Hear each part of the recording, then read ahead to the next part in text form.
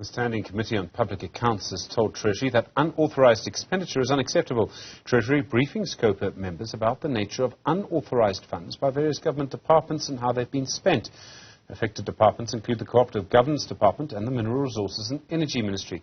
Earlier this month, Eskom denied an exemption from disclosing its irregular and fruitless expenses in its annual financial statements. The Finance Minister Enoch Godongwana eventually backtracked on his initial decision following a public outcry. Ziniko Mhlaba has more.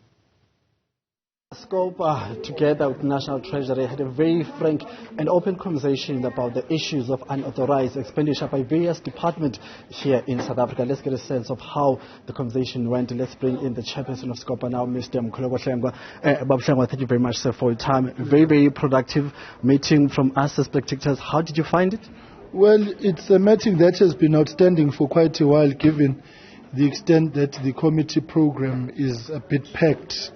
But I think that National Treasury, to the extent to which is required, have provided their side of the story and explanation. What is required now in processing this 2 billion rands of unauthorized expenditure is the parliamentary process, where we will call in the departments and other relevant stakeholders in each department's unauthorized expenditure for the purposes of making a determination as to whether we will condone and from where the money will come from. So either a Section 34, which will mean comes from the baseline of the department, or it will come from the National Revenue Fund.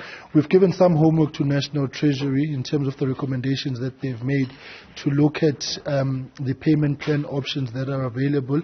There are some transactions which are very, very complex, like the one of the Department of Transport of 1.3 billion rand. It's important that there's clarity in terms of that and the Road Traffic Management Corporation in terms who bears the liability which currently prevails. So National Treasury really is the first step in this process. Then there is outstanding unauthorized expenditure that has not been processed or is in the process of being processed, and we've given a deadline that by the end of September that must be concluded so that we can schedule. So the tranche of work that has been done so far will serve before Parliament in September, and what is remaining must be submitted by the end of September so that in October, November it can then be processed so that it can go to the House. These things are necessary to provide clarity in terms of government departments' budgets themselves moving forward, and for the budgetary processes that National Treasury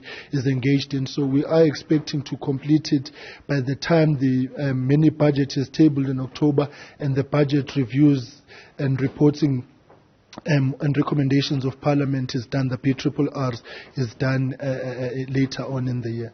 Very quickly, Mr. Hlengwa, the issues of executive. Treasury representative are very concerned. They're saying they can't do much when the executives, principals of department decide not to follow the right processes. How concerned are you about that? Well, this is a perennial headache in the public space. It's not just confined to unauthorized expenditure. It's fruitless and wasteful expenditure. It's consequence management, contract management, procurement processes. So generally, the findings of the AG keep pointing to shortcomings. What is very important to be clarified is that there are National Treasury obligations, powers and functions in the PFMA which they must exercise. Then there's powers, functions and responsibilities for executive authorities and the accounting officers. So our expectation is that from wherever you are, perform the functions that you are required to do. Also, it may be important to stress for National Treasury to take a far more hands-on approach insofar as the processing of unauthorized expenditure is concerned, as a means of preventative action steps from this escalating, because it causes budgetary frustrations for them as well. But at the same time, there has to be consequences for those who overspend and who appropriate funds for themselves without the due processes, and this is why we are dealing with what we're dealing with now. So the entire conveyor belt of the PFMA has to find coherence, and that coherence is performance of everybody doing that which the PFMA empowers, and the MFMA in the the local government space as well.